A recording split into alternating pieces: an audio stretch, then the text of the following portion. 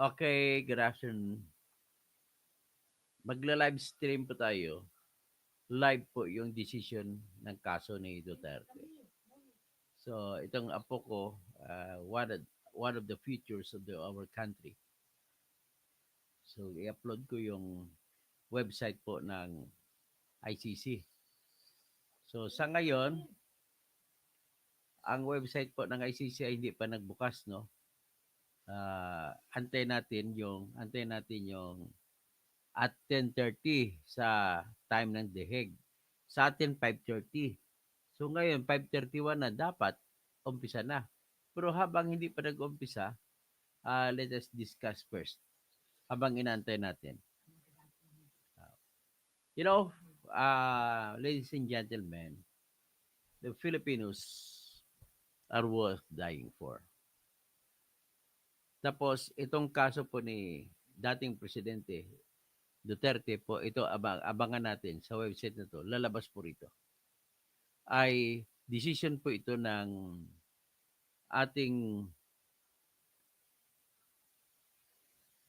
pangalawang Pangulo dati na kung saan ay kinakasuhan, sinasakdal siya sa sala na tinatawag crime against humanity. So kung crime against humanity, yung ibig naman sabihin po ay uh, yung mga karumal-dumal na krimen. Yan po ang tinitingnan dito sa karumal-dumal na krimen. Ngayon, karumal-dumal na krimen ang isa sa mga ang tawag nito sa Ingles ay crime against humanity, 4 po na krimen ang hawak o jurisdiction or authority ng International Criminal Court. At ang una ay genocide. Sa genocide po ay kagaya ng halimbawa noon ay panahon ni Hitler na kung saan ang 6 na milyon na mga Hudyo o Jews ay pinatay ni Hitler sa pamamagitan ng gas chamber, kung ano-anong klaseng pagpatay, at saka tinatawag ng Aryan race, yung German race ay napaka-superior at pinapatay niya yung mga Jewish race. So, ang kasalanang pagpatay o pagtorture laban po sa lahi ay genocide ang pangalan. Kung may namatay, genocide. Tapos ang isang krimen naman na nasa ilalim po ng International Criminal Court ay yung tinatawag na war crimes. Ang ibig po sabihin ng war crimes ay sa pamamagitan halimbawa ng labanan ng Philippines at ng NPA at o di kaya Abu Sayyaf o di kaya MILF or MNLF pero wala nang laban ng MILF sa Philippines kasi nagkakampi na sila ngayon. So ang laban na tinitingnan natin ngayon ay yung labanan sa gitna ng Philippine government at saka ng New People's Army. So halimbawa mahuli ng mga sundalo ang mga NPA at tinorture, yan po ay paparusahan sa ilalim ng International Criminal Court kung ang bansa ay sakop pa ng criminal court. O, kung Banwa, Nakatamina, Mamo. So ngayon kung hindi sakop ang bansa ay hindi sakop ng ICC, ang tanong, pwede pa ba sakopin ng ICC? Ang sagot, opo. Kung sa kondisyon na makialam ang United Nations Security Council at endorso ng Security Council sa unang pagkakataon yan. So, pangalawang sitwasyon ay kung mismo voluntary ang isang bansa, ang Pilipinas, voluntary pupunta ron para pa tingnan ang mga nangyaring mga war crimes, ay isa rin yon. Ang pangatlo ay kung member ang Pilipinas ng ICC, so yung war crimes ay pwedeng parusahan ang mga opisyal ng bayan kung may pagkasala sa tinatawag na war crimes. So ngayon, ang isa pang sitwasyon dito na kakaiba yung sa Pilipinas. Ang Pilipinas kasi umalis na po sa International Criminal Court. Pero yung pag-alis sa criminal court ay nakabase po ito sa tinatawag na batas ng Roma o Rome Statute na kung saan kung aalis ang isang bansa ay kailangan sumunod sa pinag-usapan na tinatawag na treaty, tratado o na kung saan ito po ay kasunduan sa mga lahat ng bansa na kasapi doon sa Rome Statute. Ibig sabihin na kasapi, lahat po na sumali ng voluntary. Wala po ito sa pilitan. So kung sumali ka dyan, gaya ng Pilipinas, sumali noong August 2011 ay nagsumiti ito ng kanilang ratification ng Senado na two-thirds votes of the Senate ay pumayag na sumali sa Rome Statute. Isa doon sa bumuto ay si Bongbong Marcos. So, sumali. Pagkatapos sumali, naging epektibo po yan noong November 1, 2011. So, ngayon, November 1, 2011, at ito ay naputol sapagkat sa panahon ni Duterte bilang presidente ay nag-withdraw siya sa Rome Statute at sinumiti yung pag-withdraw doon po sa opisina ng Secretary General ng United Nations. Kapag sinumiti mo sa United Nations Secretary General's Office ang pag-withdraw ay pwede naman yan. Pero may condition po na nakasulat sa batas ng Roma o Rome Statute na sakasakali ang isang bansa ay mag-withdraw ay kailangan sumunod ito sa 4 na kondisyon. Ano po yung 4 na kondisyon? Yung 4 po na kondisyon ay ganito.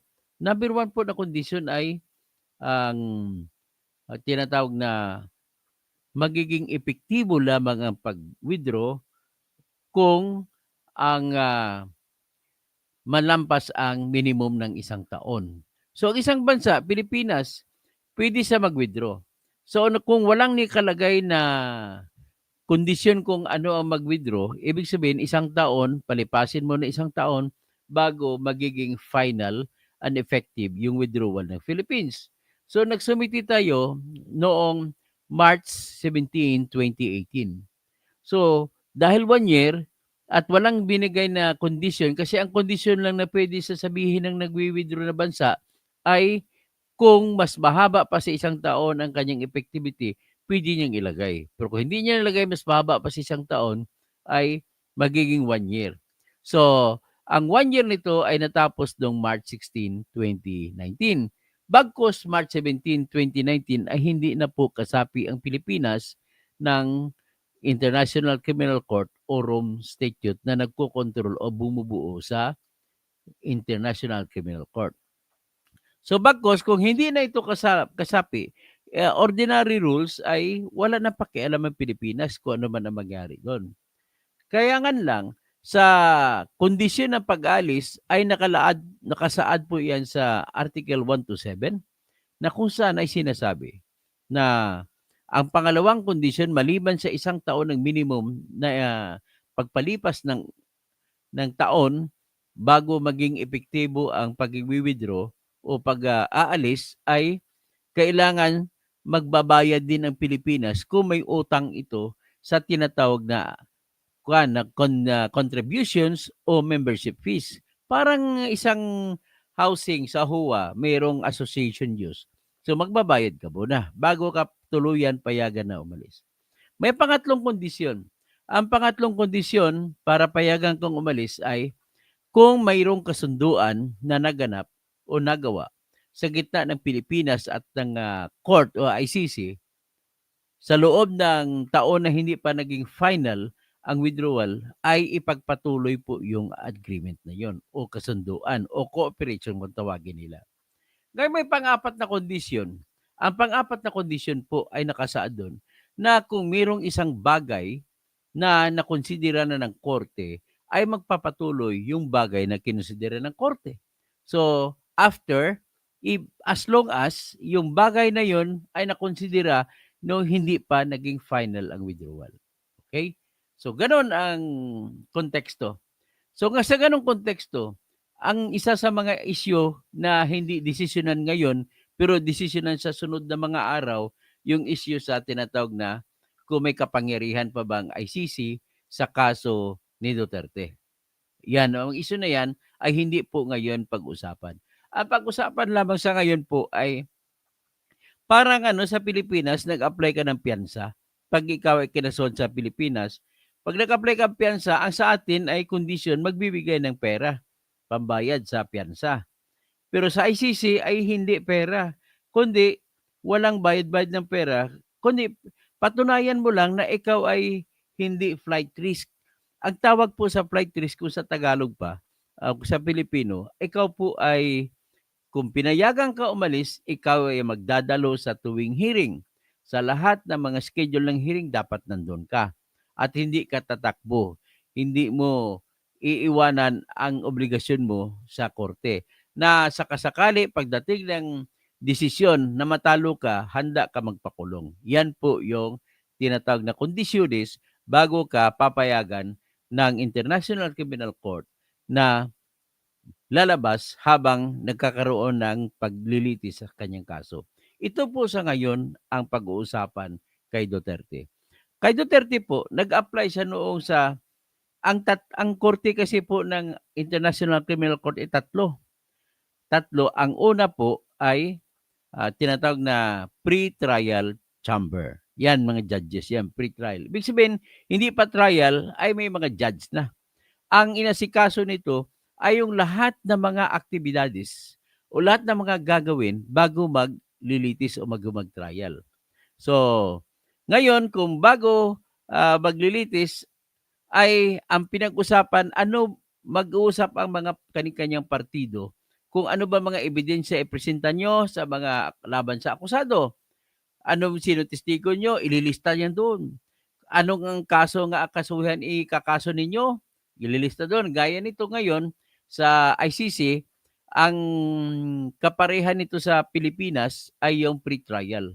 Ito naman, sa pre-trial chamber, ang pinag-usapan kasama dyan tinatawag na confirmation of charges. Yung pangkumpirma kung anong ikakaso. Hanggang sa ngayon, wala pa pong kaso na nakumpirma kung ano ba talaga ang kasong isasampa o sinasampa ng Office of the Prosecutor ng International Criminal Court. So, hanggang ngayon, wala pa pong schedule na tinatawag na confirmatory hearing or confirmation of charges hearing. Wala pa. Ang pag-usapan lamang po sa ngayon ay yung hiling ni Digong Duterte na sana ay palayain siya habang nagtatrial. So ngayon, kung mamaya pag-usapan natin, pagkatapos yung confirmation charges, pagkatapos niyan, kung matutuloy ito, palayain siya, magkaroon ng confirmation hearing, dapat dadalo si Duterte doon kung payagan siya na lumabas. Okay? So, ngayon, ano ang magtatanong kayo? Pagkatapos nito ng halimbawa, napayagan si Duterte, anong kasunod na mangyari? Ang kasunod na mangyari ay kailangan po na matuparin ni Duterte ang kanyang pangako na tuwing may hearing ay nandun siya. Ganun po yun. So ngayon, ibig sabihin, ang hearing kasi nasa the Netherlands, sa The Hague. So kung andito kung halimbawa, sa Pilipinas siya manggaling, kailangan mamasahe siya sa aeroplano. Okay? Pero sa sitwasyon ni Digong Duterte sa kanyang hiling, ang pinaka number one feature doon po ay hiniling niya na ilagay siya sa isang bansa na pumayag na kupkupin siya. At kung kukupkupin siya, ay handa naman ang bansa na yon sumunod sa mga kondisyones na ibibigay ng International Criminal Court as long as doon manamalagi si Duterte. At siyempre, isa sa kondisyon dyan ay hindi siya papayagan na umalis sa bansang yun. At siyempre naman, sa higpit ng bantay, hindi siya makakaalis. So, in that aspect, kung ako tanungin nyo, sa fair mind ko, ay aasa ang desisyon ng International Criminal Court sa pangako ng bansa kung saan si Duterte ay kukupkupin. So, diyan aasa kung papayagan siya o hindi. Kasi kung walang bansa na sa papayag, ay malamang bagsak ang hinihiling ni Duterte. So, ibig sabihin, sa usapin nito, kung hahayaan ba ng ng International Criminal Court na sa labas ng kulungan na lang si Duterte, at the same time natutupad naman ang gusto ng korte na sa tuwing may hearing o may paglilitis o may usapin na dapat siya dumalo ay dapat dadalo siya. Yan po ang question mark. So ngayon, the best situation here is kung ma-assure ang International Criminal Court na nandun lagi si Duterte, ay sigurado po na papayagan siya. Kung papayagan siya sa sa usaping ito, hindi po ibig sabihin na panalo siya. Hindi po. Para nagpiyansa lang yung kagaya sa Pilipinas na naglagak ka ng pera at sa Pilipinas naman, pera lang katapat. Pag ang kaso mo sa Section 14, Article 3 ng Constitution ay nagbibigay po ng karapatang pagpiyansa basta sa mga lahat ng akusado, basta yung kaso ay hindi tinatawag na reclusion perpetua ang parusa, life sentence o death. Pero kahit reclusion perpetua, life sentence o death ang parusa, basta mahina ang ebidensya, pwede siya magpiyansa. Pero sa mga ganong sitwasyon, magkakaroon ng hearing o paglilitis ang korte, titingnan nila masusi kung may karapatan magpiyansa o hindi. Pero kung hindi gano'n ang parusa, karapatan ng akusado na magpiyansa. Hindi siya pwedeng tanggihan ng korte sa Pilipinas. So ngayon, ang usually computation sa piyansa niya ay ganito. Sa kada taon na parusa ay 6,000 po ang pera equivalent na ipapiyansa. So kung isang taon ang parusa ay 6,000 ang piyansa. Pero kung 6 na taon lang, ibig sabihin ay 3,000 lang ang parusa. So diyan mo ibabase. So kung mga 3 taon lang, 3 buwan lang ang parusa, so divided by 4, 6, 4, alanganin ka ngayon. So magiging 1,000 tapos may natira na 2,004, 1,500 ang parusa, ang pensa. So pero kung mga 12 years ang parusa, halimbawa 20 years kasi homicide, so 20 times 6, that is 6 times 2, 120,000 ang pensa. Kaya binibigyan ko lang kayo ng ideya kung sa Pilipinas kung magkano pensa. Pero kahit na mataas ang pensa, pwede ka pa rin humingi sa Pilipinas na korte na pwede bang hatiin na lang ang pensa ko kasi wala akong pera, anak mahirap po ako. So pinapayagan naman ng korte natin dito yung hatiin yung piyansa. Imbis na the full 120,000 kung 20 years ang bilanggo ay hatiin sa 60,000. So ganun po, at least natuto kayo sa akin sa batas tungkol sa piyansa sa Pilipinas. Pero ang batas ng piyansa tungkol naman sa ICC ay iba. Walang pera-pera dito. Basta importante lang mapapanatag ang loob ng International Criminal Court na hindi ka aalis, hindi ka tatakbo, okay, papayagan ka po. Pero ito naman, ang usapin dito, nung una, naghiling si Digong Duterte sa International Criminal Court sa pretrial chamber.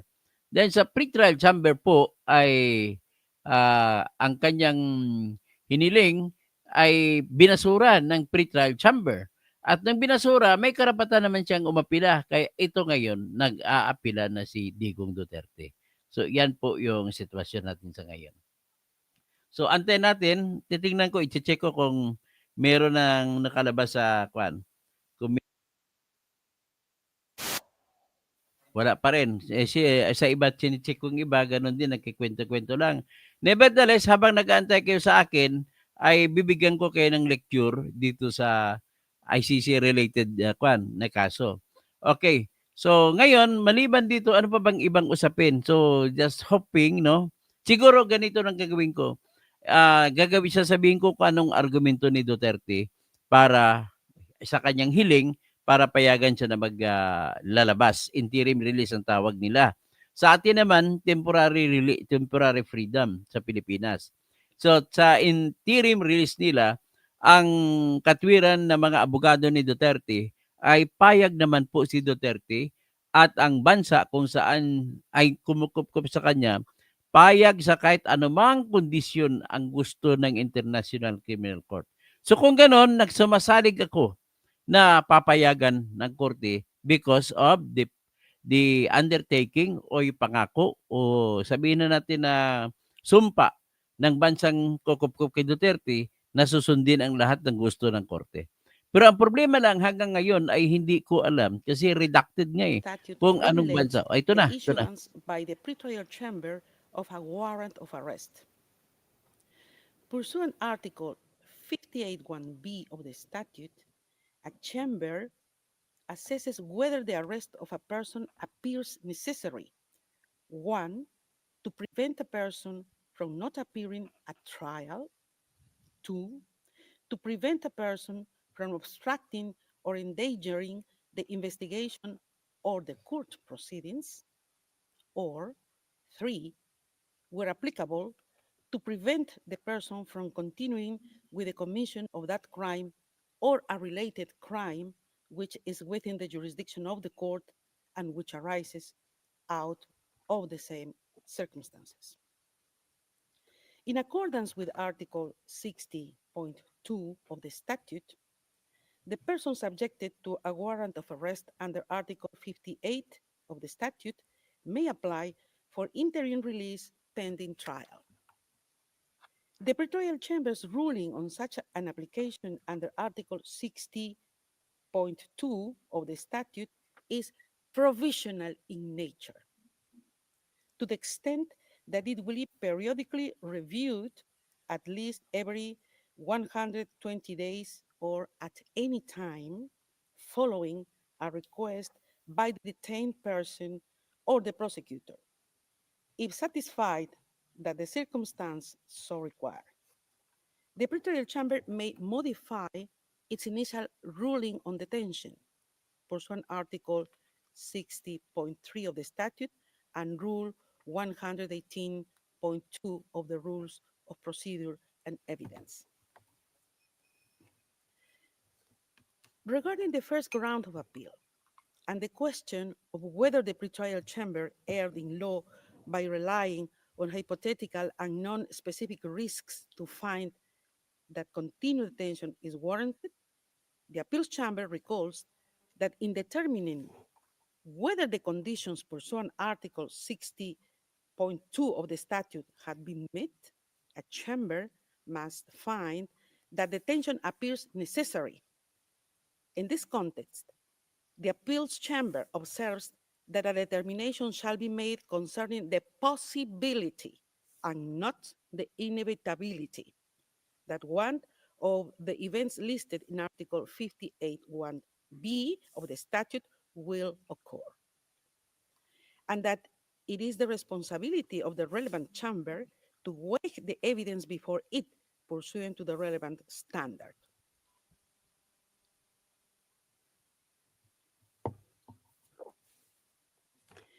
The Appeals Chamber notes that in its assessment of risks under Article 58.1b of the statute, the Pretorial Chamber relied on this legal standard. Indeed, the Pretorial Chamber correctly referred to the standard that the assessment under Article 58.1b of the statute concerns the possibility, not the inevitability, of a future occurrence. It then analyzed the material before it against this standard. According the defense, Accordingly, the defense has failed to demonstrate that the Pretorial Chamber misapprehended the legal standard relevant to the assessment of risks under Article 58.1b of the statute. With regard to the Pretorial Chamber's assessment and weighing of evidence in assessing risks pursuant Article 58.1b, subparagraph 2 of the statute, the Appeals Chamber notes that the Pretorial Chamber made reference to 5 documents, including media articles, publications of non-governmental organizations, and a book which, in its view, indicated that Mr. Duterte's inclination to interfere with investigation against him. In relation to the first document, a media article, the Appeals Chamber finds that it was not unreasonable for the Pretorial Chamber to rely on this document for its finding. Whilst this document does not mention Mr. Duterte himself as being directly involved in briefing individuals, it does not refer to statements of close, it does refer to statements of close associates including one where individuals would have been told to remain loyal. In any event, the appeals chamber observes that Mr. Duterte's alleged involvement in briefing individuals is but one of the factors that the pretrial chamber took into account to support its conclusions on Mr. Duterte's inclination to interfere with investigations against him. In relation to the other four documents, a book, two publications of non governmental organizations, and a press article, the appeals chamber recalls that there does not exist in the applicable law of the court any impediment to use of newspapers, articles, or other public or open sources for the purposes of assessing the requirement under Article 58(1) of the statute. Nor is there any requirement that such material be corroborated. Noting this, the appeals chamber considers that it is possible to discern how the pretrial chamber reached its conclusion on Mr. Duterte's alleged involvement in the threatening and taking of retaliatory actions against individuals opposed to him. In any event, the appeals chamber observes that this is only one of the factors that the pretrial chamber took into account to support its conclusion on Mr. Duterte's inclination to interfere with investigations against him, and more generally, on the risk of Mr. Duterte obstructing or endangering the investigations or the court proceedings.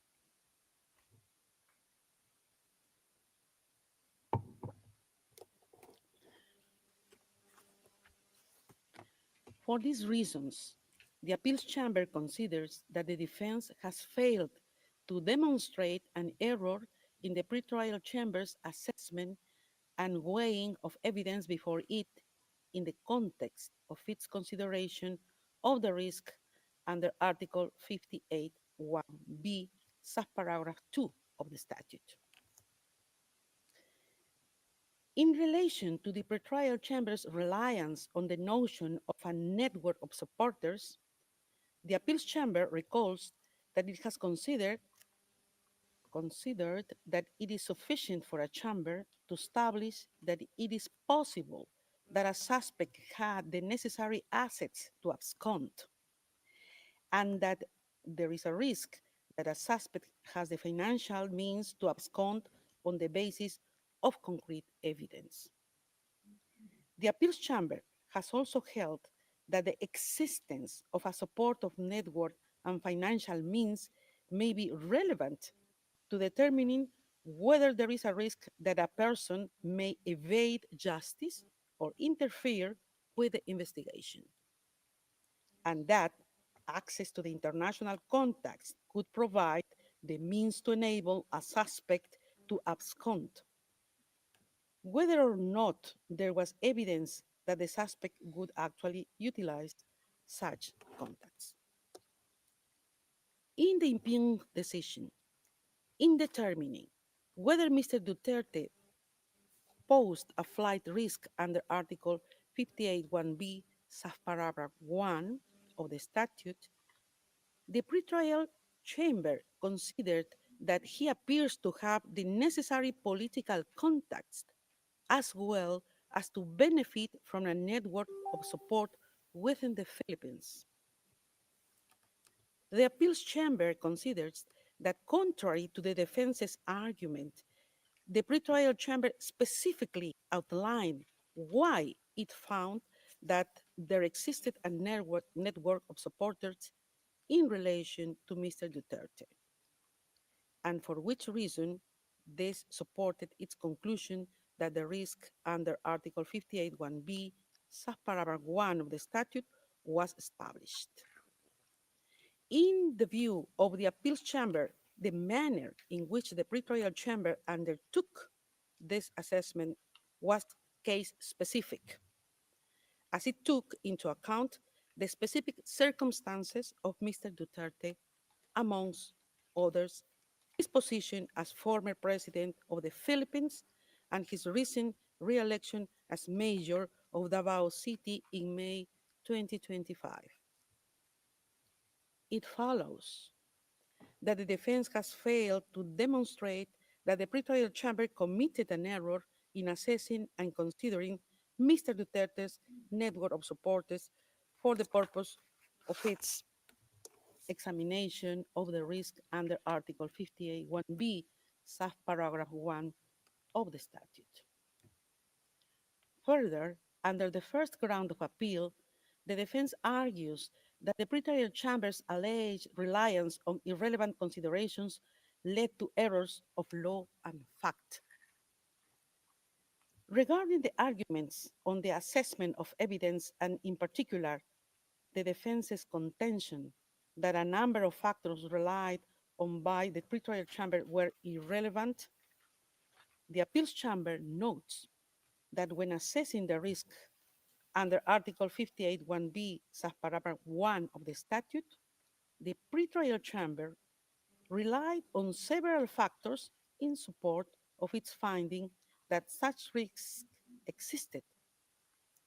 It relied on a statement by Mr. Duterte, statements by others, Mr. Duterte's position as a former president of the Philippines and his recent re-election as mayor of Davao City, as well as the matter of the gravity of the alleged crimes and concomitant sentence in case of conviction.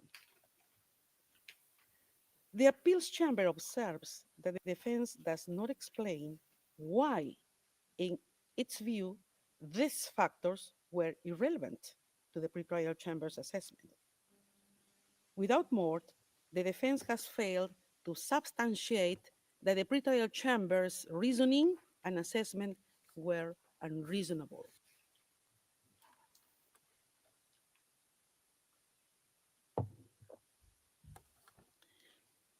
In the same vein, the defense fails to demonstrate that the pretrial chamber's reliance on Mr. Duterte's re-election as mayor of Davao City in its assessment of the risks under Article 58(1)(b), subparagraph 3 of the statute was unreasonable.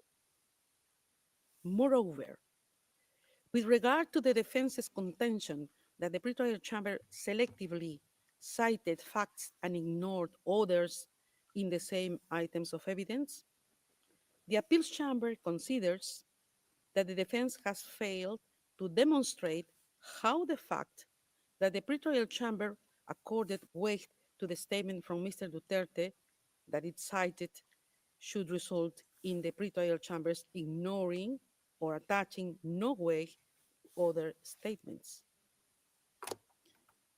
Regarding gravity and concomitant sentences in case of conviction, it is recalled that the appeals chamber has consistently held that these factors are relevant considerations in assessing the risk under Article 58(1)(b), subparagraph 1 of the statute, as these are factors that may increase an incentive of a person to abscond.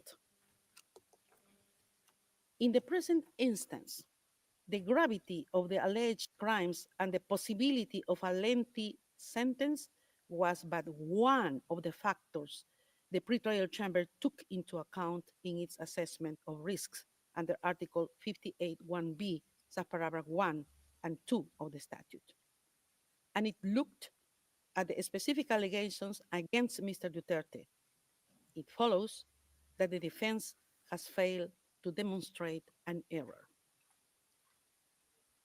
Regarding the question of whether the pretrial chamber erred in fact by failing to give appropriate weight to relevant facts, specifically Mr. Duterte's health condition and its mitigating effect on the risk factors set out in Article 58(1)(b) of the statute, as argued by the defense, the appeals chamber recalls that there is no provision in the court's legal texts that specifically provides for the interim or conditional release of a detained person on health grounds. Nevertheless, the appeals chamber has indicated that the medical condition of a detained person may have an effect on the risks under Article 58(1)(b) of the statute and may be a reason for a pretrial chamber to grant interim release with conditions. The appeals chamber considers that such a determination is necessarily case specific. Contrary to the defense's assertion, nowhere did the pretrial chamber suggest that it was precluded from assessing the information about Mr. Duterte's health within the context of its assessment under Article 60.2 of the statute. Rather, it noted the reports placed before it and considered that they were unable to affect its finding on risks under Article 58(1)(b) of the statute. The defense has failed to show that the pretrial chamber's approach was unreasonable. For these reasons, having rejected the defense's argument under this ground of appeal, the first ground of appeal is rejected.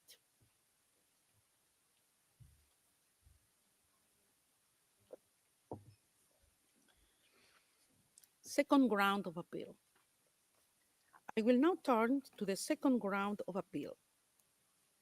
Under this ground, the defense challenges the pretrial chamber's assessment of the proposed conditions of release and state warranties. The defense argues that the pretrial chamber erred in law in failing to address the proposed conditions of release and state warranties. The appeals chamber is of the view that the pretorial chamber did not appear to criticize a lack of detail in the proposed conditions, but rather in the details as how the state which accepted to receive Mr. Duterte would implement the necessary conditions. The pretrial chamber did not consider release with conditions as required, but found that in the circumstances before it, the risks it had identified could not be mitigated by the proposed conditions. Moreover, the appeals chamber is of the view that the pretrial chamber was not obliged, as suggested by the defense, to seek further observations from the concerned state because it did not envisage the possibility of release given the risks it found Mr. Duterte presents under Article 58(1)(b) of the statute. For these reasons, the appeals chamber finds that the defense has failed to identify an error by the pretrial chamber when addressing the proposed conditions of release and state warranties. In relation to the question of whether the pretrial chamber erred in law by failing to consider if the proposed state warranties could mitigate the risks under Article 58(1)(b) of the statute, the appeals chamber finds that this does not appear from the impugned decision that the pretrial chamber would have required an elimination of risks, as argued by the defense. Instead, the impugned decision specifically states that the pretrial chamber did not consider the suggested conditions to sufficiently mitigate the identified risks. It is also apparent from the factors brought forward by the pretrial chamber when examining the implementation of conditions that it did consider them. Finally, the appeals chamber considers irrelevant to which conditions the prosecutor agreed when discussing potential release of the suspect to the host state. What matters are not conditions that may, in principle, be possible in case of a release to a state different to the one proposed by the defense. Rather, what is of consequence for the pretrial chamber's assessment are the conditions and warranties proffered in relation to a release to the state party concerned. For these reasons, the appeals chamber is of the view that the defense failed to substantiate the pretrial chamber's conclusions were unreasonable.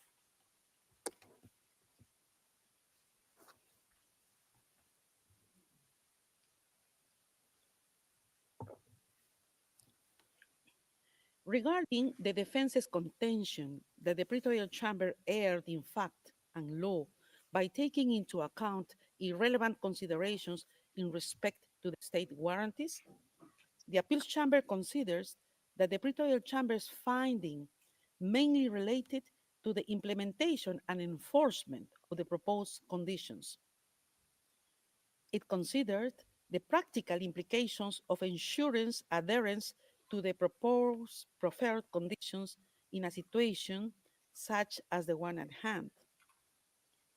It did so against the backdrop of having found that all three risks under Article 58(1)(b) of the statute were established. As such, it was reasonable for the pretrial chamber to examine how, in practice, the suggested conditions would be implemented. The defense has failed to show an error in this assessment. For these reasons, the appeals chamber considers that the defense has failed to show how the pretrial chamber erred in its assessment of the proposed conditions of release and state warranties.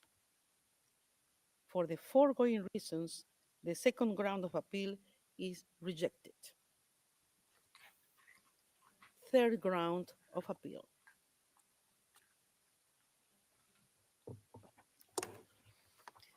Regarding the third ground of appeal, within which the defense argues that the pretrial chamber erred in not considering humanitarian grounds either as independent consideration or mitigating factor in assessing interim release, the appeals chamber considers that the pretrial chamber did not refuse to address the question of interim release on humanitarian grounds.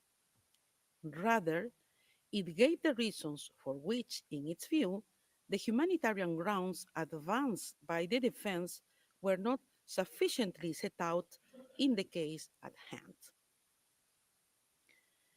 Further, the appeals chamber recalls that the medical condition of a detained person may be a reason for a chamber to grant interim release with conditions, and that the chamber enjoys discretion when deciding on conditional release. The appeals chamber considers that it is not apparent from the pretrial chamber's assessment that it was unreasonable. The pretrial chamber found the existence of risks under Article 58(1)(b) of the statute, which were not mitigated by Mr. Duterte's purported condition, and also could not be mitigated by any condition imposed upon release. The pretrial chamber then proceeded to analyze whether humanitarian grounds, as argued by the defense, could justify release on conditions. The appeals chamber thus considers that the pretrial chamber assessed relevant information before it in light of the arguments made by the defense and reached its conclusion on this basis. It follows that the defense has failed to demonstrate that the pretrial chamber's assessment was unreasonable. Accordingly, the appeals chamber finds that the defense has failed to show that the pretrial chamber erred in its assessment. For these reasons, the third ground of appeal is rejected. Finally, the appeals chamber notes that the pretrial chamber reached its conclusions in relation to the risks enumerated in Article 58 1b of the statute on the basis of a comprehensive assessment of the information before it. In the present case, having rejected the three grounds of appeal presented by the defense in the appeal brief, the appeals chambers unanimously confirms the impugned decision. This brings us to the end of the summary of the appeals chamber's judgment. The judgment will be notified to the parties and participants after the hearing. Translations of the summary will also be available in due course. I would like to thank the court reporters, interpreters, and other registry staff for their valuable assistance today in holding this hearing. The hearing is adjourned. All rise. Kuya Bulaga. Alright, hindi sila pumayag. Tinanggihan yung apela ni Duterte. Hindi sila naniwala na nagkamali yung pretrial chamber. So, very clear lang dito, no? Pinanigan ng pinanigan ng appeals chamber ang lahat ng desisyon ng pre-trial chamber. Na sinabi nila na tama lahat. O di kaya, nabigo yung mga abogado ni Duterte sa pagpakita na mali ang pre-trial chamber. So, yan po ang desisyon. So, tinanggihan. Ibig sabihin, tama raw ang pre-trial chamber. Siguro, mapakinggan yung mga criticisms ko sa mga lahat ng desisyon. Unang-una, sinabi ng appeals chamber na tama daw yun yung babasihan ng pre-trial chamber na report patungkol po sa mga salita na lumalabas sa mga newspapers, sa websites, na tama daw yung pagbabasihan na kahit sabihin natin ay hindi naman. Ang argumento kasi ng depensa ay dapat hindi binasihan yung mga report sa mga news websites. Sabi naman nitong appeals chamber, hindi raw nagkamali ang pretrial chamber sa pagbabase ng kanilang desisyon kung talagang may flight risk ba o wala base sa mga news reports sa lumalabas sa ating sa mga newspaper, sa Rappler, sa YouTube, sa mga lahat ng news. Kumbaga, in other words, sa usapin ng kung magpiyansa o hindi, ay ginagamit na ebidensya ang mga lumalabas sa mga websites. Yan ang napapansin natin. Sa bagay, iyan naman po ay sa katotohanan na hindi naman po pinag-usapan dito kung guilty siya o hindi. Ang pinag-usapan lamang dito ay kung sa kanilang tingin, mapagkatiwalaan ba si Digong na hindi siya tatakbo kung papalayain siya. So tama po kayo, Ate Chespet TV, ang bias po ng mainstream media laban kay Digong, yun po ang nagpatalo kay Digong. Bias ng Rappler, bias ng ABCBN, kasi ang ABCBN, ang may-ari niyan, 50% si Romualdez. Ang bias ng mga dyaryo na yung People's Tonight, People's Journal, the Times Journal, ay si Romualdez na rin may-ari. Yung Manila Standard Today, si Romualdez na rin may-ari. Inquirer, si Romualdez na rin ang may-ari. So, ang GMA7 po ay pag-ari po yan ni Marcos. Sekreto lang. So, di pinangalan lang sa kay Duawit, pinangalan sa mga Jimenez, ipinangalan sa yung Attorney Guzon. Yan po ang katotohanan si GMA7. Hindi po yan totoong nakasandal sa katotohanan. Ganon din po yung ABS-CBN. Hindi rin totoo nakasandal sa katotohanan. So, kung ang unang dinahilan ng pre-trial chamber na tatanggihan ng hiling ni Digong na makalaya ay ang binasihan ay ang mga news reports. Alam naman natin na mga news reports na to ay puro bias. So, karagdagan yan, binasihan din ng pre-trial chamber at kinatigan, sabi ng appeal chamber ay hindi nagkamali yung pre-trial chamber sa pagbabase sa mga statements o mga salita na nabanggit sa internet nila ni Sara, yung kanyang kapatid, na kagaya ng sinasite sa pre-trial chamber na hindi nila kinikilala yung jurisdiction. To my mind ay uh, pag nagreklamo ang isang tao wala kang jurisdiction sa akin, ay hindi dapat yun titingnan na insulto sa korte. Titingnan dapat yun na isang argumento na kung talagang may jurisdiction ang korte, dapat konfrontahin niya yung argumento na wala kang jurisdiction sa akin. Ang problema lang ginagawa ng pre-trial chamber na insulto sa kanila yung pagtawag na wala silang jurisdiction. Ang isa pa po na tinatag nila na offend ang pre-trial chamber at saka kinatigan din ng appeals chamber, yung sinasabi na hindi kinikilala at hindi ko naman talaga kinikilala na yung pag-aresto kay Digong ay kidnapping yon. Ang hindi daw kinikilala na tama daw pag-aresto. Well, to hell with you sa ICC.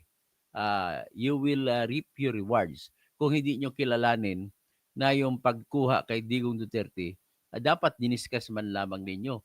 Total interim release lang naman ang pinag-usapan. At bakit kidnapping? Hindi ba yan sapat na dahilan para mabigyan nyo ng ibabalik naman lamang ang pighati ng buong bayan kasi hindi lang po si Duterte ang nakasalang. Nakasalang dito po ang milyon-milyon ng sumusunod at na naniniwala sa kanya. Yan ang hindi nakikita ng appeals chamber at saka ng pre-trial chamber. At yung anyway, mayroon pa naman pag-usapan sa jurisdiction. Yun ang hinihintay natin na magkakaroon ng decision dyan. Antayin natin yon pero wala pa po. Ang pinag-usapan lang ngayon ay kung payagan ba siya makalaya o hindi. So, inuulit ko lamang na hindi daw nagkamali ang pre-trial chamber, sabi ng appeals chamber, sa pagsasandal sa katotohanan na ang kanilang binasihan para sabihin na malamang ay hindi na magpapakita lalayas na si Digong Duterte kung siya ay palayain sa isang estado na kukupkup sa kanya. Hindi naman sa Pilipinas, kundi sa isang estado na kukupkup sa kanya ay kung pwede siyang ilagay doon. So in other words, ang cruelty dito, ang hindi ko matanggap dito ay yung walang basihan, kundi haka-haka lang. Kaya yung mga judge sa ICC ay puro mga Hapon, haka-haka, tsaka kuro-kuro. Walang basihan yung kanyang sinabi na tatakbo si Duterte na lalayas na hindi dadalo sa paglilitis kung papalayain. So yan ang una na binasihan nila na kinatigan naman ng appeals chamber. So in other words, meron na tayong ideya ngayon kung paano mag-isip itong mga ICC judges. Number 2 na pinag-usapan ay yung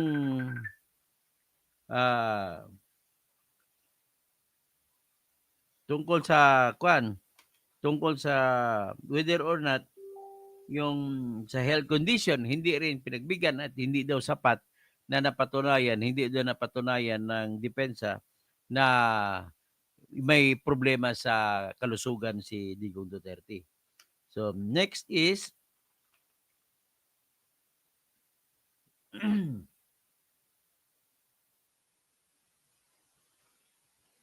yung tungkol naman sa state warranties ay hindi rin sinabi ng appeals chamber na hindi sila obligado na busisiin yung kung anong kondisyon o state ang mga garantiya na binibigay ng bansa na nangako na kukupkup kay Duterte.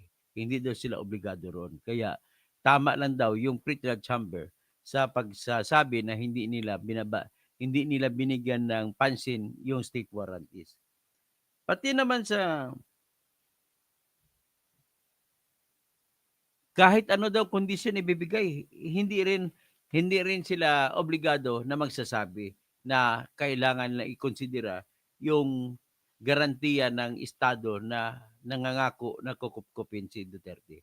Next is yung humanitarian grounds.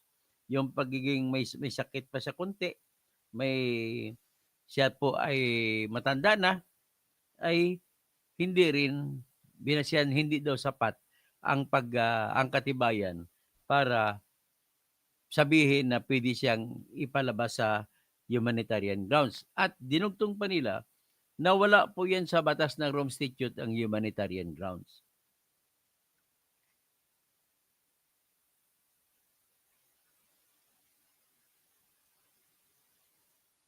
So in other words, iyon po ang pinaka-importante. At ang isa pa sinabihan dito, klaro-klaro, napasama pa yung pagkapanalo ni Duterte sa pagka-mayor na may network of supporters daw si Duterte. Kapag pinalaya ay tatakbo at hindi na magpapakita.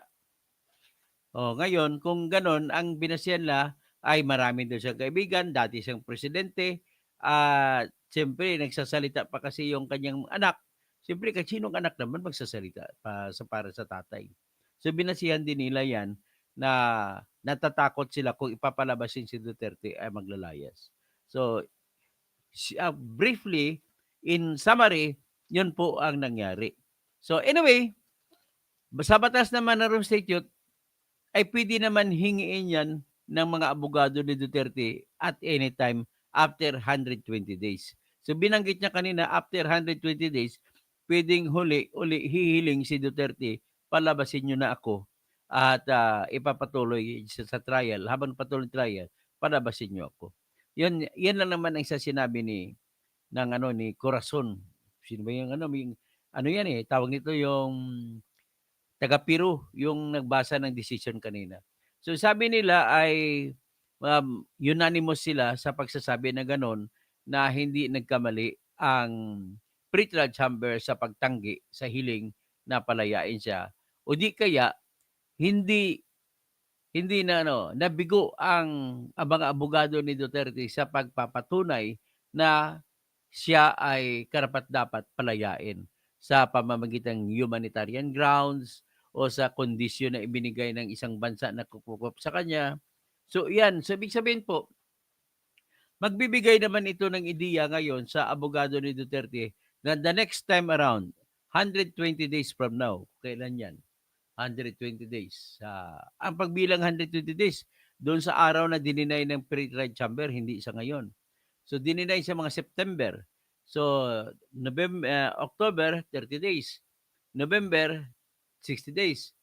December 90 days. January 120 days. So mga February pwede pa sila makahingi uli ng pabor na palabasin siya.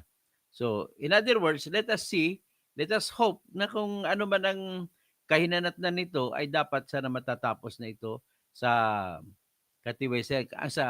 katiwasayan ng lahat. Sa ganang parte naman ng ICC, ang kanilang batas sa kanila ang pag-uusapan ay kung palalayain ko hindi bali na walang ebidensya. Wala talagang ebidensya ipinakita ang prosecution na dapat tanggihan siya ng ng interim release. Bagkus ang nangyari ay may obligasyon na nakaakibat sa sa shoulder o sa ng mga depensa kung talaga bang may karapatan si Duterte na pansamantala na kalayaan. So in other words, sa ganong sitwasyon ay ICC pa rin ang gagastos ng lahat habang nakakulong si Duterte sa Sibeningin prison. So iyan po ang isang implikasyon diyan. Next implication is iyan po napapakita ng pangil ng ICC na pwede ko sabihin na bias po sila sapagkat hindi sila nakasandal sa kung anong ebidensya talaga. Wala po talagang completely walang ebidensya na para sabihin na bawalan siya, para sabihin na mali ang kanyang argumento ng kanyang abogado. Wala ring ebidensya ang prosecution, walang ebidensya ang korte. Ganun na pa kasimple. So nagki-claim, bakit po sila magki-claim na hindi maasahan, hindi mapagkatiwalaan si Duterte na kung palayain nila ay tatakbo kung wala man silang ebidensya na sasabihin ay tatakbo talaga. So, pero yan po ang ibig sabihin ng kalakaran ng korte nila. Parang nakasandal lamang sila sa kondisyon. Nandito ka na, nakaaresto ka na, at hindi rin nila isa na alang-alang na wala pa yung confirmation of charges. Sana kung may confirmation of charges, diyan natin magkaalam-alaman kung may ebidensya ba ang prosecution o wala. So sa susunod, i-schedule nila ang confirmation of charges kasi sa proseso ng ICC, wala pa pong kaso sa ngayon nag-usap tayo, wala pang kaso si Duterte. Kundi, i-confirm pa lang. At doon pa lang malaman. So, iyan po yung ungratefulness ng ICC. Bakit mo ikukulong ang tao na wala pang kaso? Wala pang dahilan. Sa Pilipinas, hindi mo pwede ikulong ang tao na walang probable cause. Kaya, doon sa kanila, mas maganda pa pala yung sistema ng katarungan sa Pilipinas kung pag-usapan lamang natin kung kailan ka ikukulong. Kung may kasasampa pa lang ang kaso sa piskal, ikukulong ka na. Parang gano'n ang nangyari sa kanila. Sa ngayon po, hindi pa nila sigurado kung may kaso sila laban kay Duterte o wala. So, next, that will be known kung magka-schedule na. Wala pang schedule hanggang ngayon kung kailan pa ang tinatawag na confirmation of charges. Anyway, after that, meron pa na bang chance si Duterte na i-deliberate yung isusunod na yung issue kung may kapangyarihan ba ang ICC o wala sa kasong ito. So in lamang po, abangan natin yan. At dyan na muna, magkasya lang muna kayo sa katotohanan na tinanggihan ng ICC Appeals Chamber at final na yan. Hindi na makapag-apila pa, hanggang doon na lang ang apilan niya. Pero ulitin ko, may chance pa si Duterte after 120 days. Pwede pa siya makahingi uli ng ng pabor na hayaan siya sa labas na parang isang akusado sa Pilipinas na nagpiyansa na a-attend ng hearing ng korte kung meron man. So, with that, let us discuss all others the next time around. So, magandang hapon po sa inyong lahat. At in the meantime, let us now focus back to our problems and issues in the country. Yung para nakakarindi isipin na ang tinatawag na flood control na anomalya ginawa na maraming namatay, crime against humanity rin yun ni Marcos at saka mga contractors at saka mga congressmen. So dapat kasuhan sa Republic Act, sa ilalim ng Republic Act 9851 ng Philippine Government, ang mga ito. Dapat kasuhan sila sa crime against humanity kasi marami po ang namatay dahil sa baha. Tapos si Atong Ang dapat kasuhan din ng crime against humanity sa ilalim ng Republic Act 9851 sa pagkawala ng mga sabungero. Yan po ang depekto sa ating bansa. Yung depekto po sa ating bansa, manatili yan ng manatili hanggat wala po tayong tinatawag na jury trial. Kailangan po ang korte natin ay papalitan ang mga judges ng mga tao mismo. So, kita mo yan. Tingnan mo yung ICC. Dahil hindi po jury at 3 judge lang o 5 judge ang didesisyon, yan talagang epekto niyan. Bias pa nga kung titingnan mo sa totoo lang dahil nakita naman ninyo, inamin naman nila na wala talagang ebidensya. Kaya nga lang, sinabi nila, may karapatan daw yung sila at saka pre-trial chamber na magbabase kahit po newspaper reports lang. Ayan, having said that, magandang hapon po at pahinga muna tayo lahat. At let us just pray for all for Filipinos to have peace, to have justice, and pati yung mga victims ng tukhang magkaroon ng katarungan. Titingnan natin. Let us, ang biktima rin ng mga adik magkaroon ng katarungan. Tapos, be that as it may, let me just state clearly na ang hindi natin may tatanggi. Mapaparusahan man natin si Digong o hindi, ang katotohanan hindi maialis sa Pilipinas. Na sa panahon ni Digong Duterte, kahit sabihin natin may kasama siya mga mga drug lords na iba, ang katotohanan ay hindi maalis na sa panahon niya ay wala ang mga droga, walang mga naglilipana sa ating lugar. Walang mga addict, walang mga hold-upper, walang mga lahat-lahat na. That's, kung tanggalin mo lang yung mga namatay, easily I can proclaim that Duterte is the best president ever. Kung tanggalin mo yung formally, he is the best president ever. Ganun lamang po kasimple. But whoever will be, panahon ni BBM ngayon, trilyon ang pinagnanakaw. So how can you say?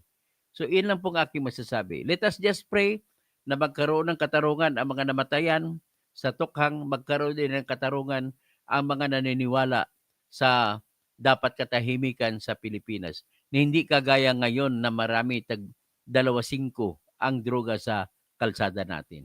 Kaya maraming rape na ngayon nangyari. Alakaray mo ba? Nitong huli lang may mga pulis pa nang rape. Ibig sabihin po mga adik yung pulis na yun.